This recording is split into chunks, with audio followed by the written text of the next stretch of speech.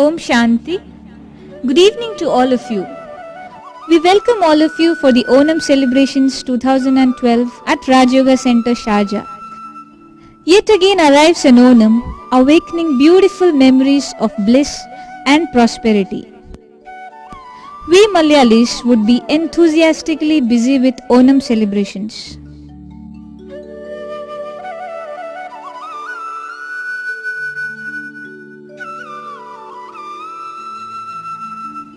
Onam awakens in us the memory of great sacrifice of King Mahabali.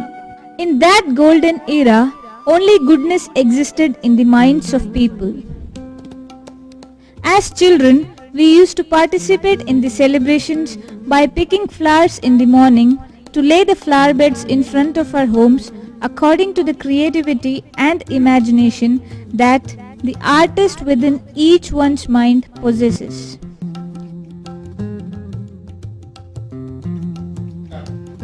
We Malayalis celebrate Onam in the most beautiful manner possible to each one of us.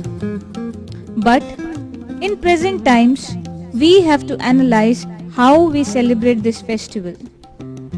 It is generally said that a festival is celebrated to become. कहते भी हैं मनाना अर्थात बनना. To become what? What is that message that Onam conveys to our lives? As the doubt arises today as to whether we overlook the main purpose of Onam while engaging ourselves in the celebrations. Actually, we need to analyze and understand everything through our intellect, but we have brought everything at a physical level. Because nowadays in the media, just after Onam, alongside the pics in the newspapers, there are the reports that it is that time the liquor sales hit the maximum during the year. This points to the fact that Onam is accompanied by the widespread consumption of alcohol. So, in celebrating the festival, we become, but what are we becoming? Onam is to be celebrated by the togetherness of friends and family in their homes with Onakodi and Onasadya, whereas what we see today is a trend of people becoming prey to various addictions like alcohol and drugs. What kind of celebrations do these addictions display? On surrendering to these addictions, we destroy our physical health, cleanliness of our mind, our families and our society. Where Onam is seen as a celebration of togetherness, today, the plight of families, especially the women, is that on these occasions, their constant worry is if members of their family get into trouble using the festival as an excuse.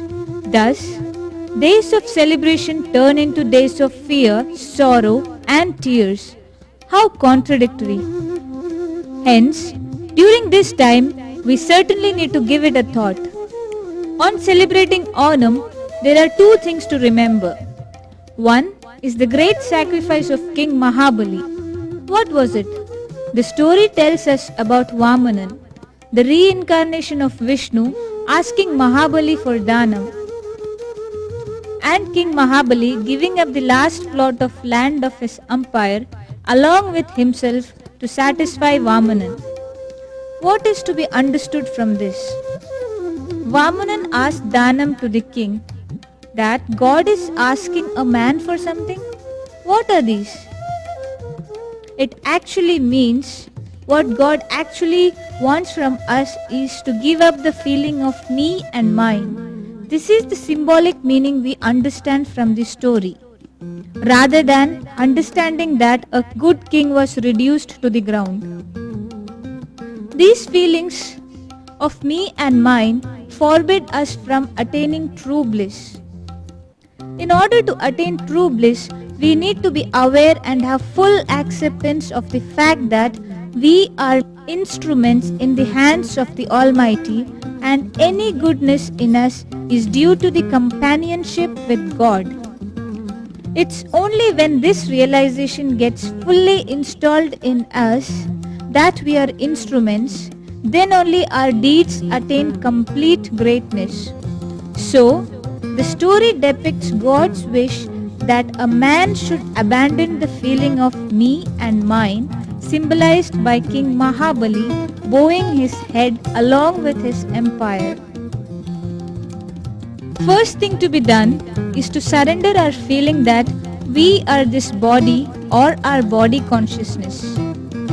This is what the Almighty reminds us throughout the Gita, that is, to acknowledge ourselves as souls and not bodies. Sarva dharmal parityajya mamekam sharanam vraja. That is the sacrifice of Mahabali, the sacrifice of his body consciousness. There is an energy that makes the whole body function. It is that point of light located between our eyes and within our brain that controls the functions of our entire body. That light is same within all of us. That is why we hear the story that when Mavili ruled the empire, humans were all of the same kind. This refers to the oneness of minds, that is, there was no discrimination of the body, that is, caste, religion, sex or race. They were bodily different in all these aspects, but as souls they recognized themselves as the children of the Supreme Soul.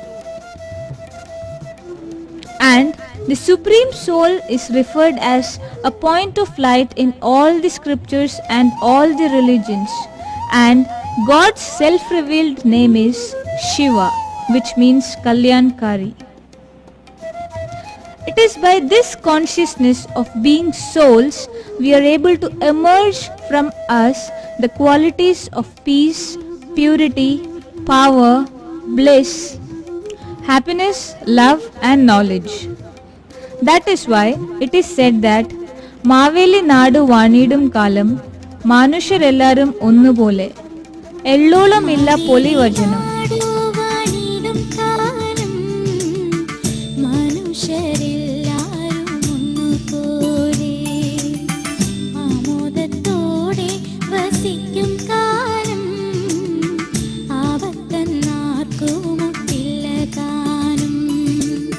That is, there were no lies or false deeds. This means there was no impurity, lies, falsehood or injustice in relationships that time. If we look at Yadha Raja Tadha Praja, it means whatever qualities king possessed, so did the subjects. Because when we start living in soul consciousness, what the soul possesses is peace, truth, purity, power and knowledge. These qualities of the soul bring in prosperity into our lives. Thus, to be prosperous, we should possess goodness of mind. For this, we should pay due attention to our spiritual life and balance it with our physical life.